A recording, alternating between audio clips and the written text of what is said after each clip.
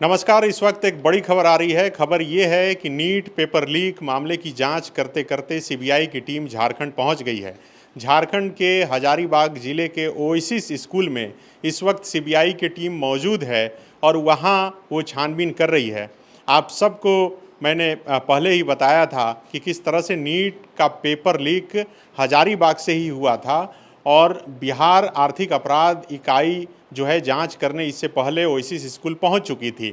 उसके बाद oasis school के जो प्रिंसिपल हैं डॉक्टर एहसानुल हक, वे सामने आए थे। प्रेस कॉन्फ्रेंस करके उन्होंने सफाई भी दी थी और बताया था कि इसमें कहीं से भी स्कूल की कोई संलिप्तता नहीं है। लेकिन देखिए, वही स्कूल में फ़िलहाल सीबीआई की टीम पहुंची हुई है और अब नीट पेपर लीक मामले की जांच की आंच कहा जा सकता है कि बहुत मजबूत तौर पे कहा जा सकता है कि झारखंड तक पहुंच गई है, हजारीबाग तक पहुंच गई है। अब ओएसिस स्कूल में ही अभी सीबीआई की टीम है और वहां के प्रिंसिपल और तमाम लोगों से फ़िलहाल पूछताछ चल रही है। सीसीटीवी फुटेज की जांच जो है सीबीआई कर रही है। जब ये मामला प्रकाश में आया, जब बिहार आर्थिक अपराध इकाई की टीम हजारीबाग के ओएसिस स्कूल पहुंची और जांच की, उसके बाद प्रिंसिपल सामने आए थे और उन्होंने अपने तरफ से सफाई भी दी थी। सवाल ये है कि आखिर वहां तक जांच की आंच कैसे पहुंची, ओएसिस स्कूल तक जांच की आंच कैसे पहुंची। तो पटना में पिछले दिनों जो जला हुआ क्वेश्चन पेपर मिला था नीट एग्ज़ाम का, उसका जो बुकलेट नंबर था वो ओएसिस स्कूल के ही पेपर का बुकलेट नंबर से मैच कर रहा था। और उसके बाद पहले बिहार अपराध इकाई की टीम जो है वो पहुंची और उसके बाद अब सीबीआई की टीम पहुंची है। प्रिंसिपल हैं डॉक्टर एहसानुल हक और वे प्रिंसिपल के साथ साथ नीट परीक्षा के जिला समन्वयक भी हैं और उनसे फ़िलहाल पूछताछ चल रही है। ये पिछले दिनों सामने आए थे मीडिया के सामने और इन्होंने सफाई देते हुए कहा था कि इसमें कहीं से भी स्कूल की कोई संलिप्तता नहीं है। इन्हें ऑटो से जो है इनके स्कूल तक क्वेश्चन पेपर पहुंचाए गए थे, बैंक के द्वारा भेजे गए थे और जिस दिन परीक्षा थी 5 मई को, उस दिन परीक्षा से कुछ ही देर पहले क्वेश्चन पेपर उनके स्कूल पहुंचे थे। उसके बाद बिहार आर्थिक अपराध इकाई की टीम जो है बैंक पहुंची। बैंक में 2-3 बार जो है उन्हें पहले दौड़ाया गया, कहा गया कि यहाँ से क्वेश्चन पेपर नहीं गया है। उसके बाद कड़ाई से पूछताछ करने के बाद पता चला कि बैंक से ही क्वेश्चन पेपर गए थे।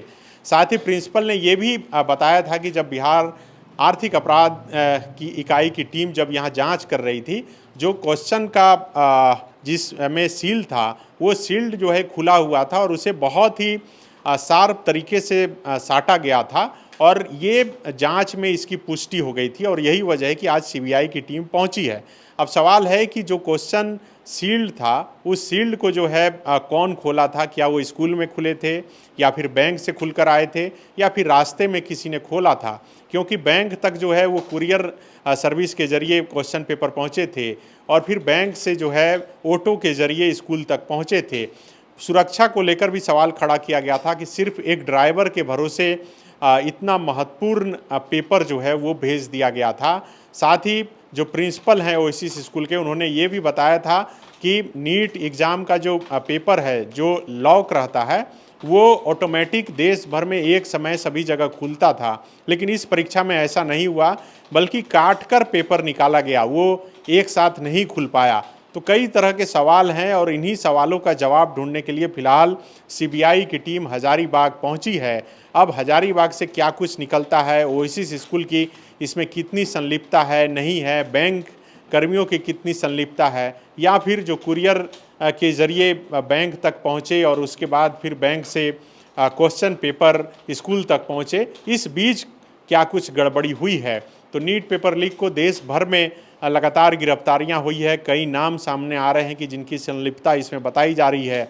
बिहार से कई गिरफ्तारियां हुई, देवघर से जो नालंदा के कई लोग छुपे हुए थे देवघर इलाके में एम्स के पीछे से, उनकी गिरफ्तारी हुई है। तो अब जब सीबीआई की टीम यहाँ पर पहुँची है तो अब इस मामले में और आगे क्या कुछ होता है वो हम जरूर आपको अपडेट करेंगे। शुक्रिया। बायोम मेडिकल प्रिपरेशन का एकमात्र संस्थान जहां है complete digital classrooms, individual doubt counters, video lectures, student tracking system, library facility, 100% result oriented rankers batch, study package and class notes in PDF। Jharkhand के इतिहास में पहली बार नीट यूजी में 700 मार्क्स पार। 10th पास स्टूडेंट्स के लिए फाउंडेशन कोर्स और 11th पास student के लिए फ्रेशर कोर्स। 12th पास स्टूडेंट्स के लिए टारगेट कोर्स 18 अप्रैल से शुरू हो रहे हैं। Contact biome.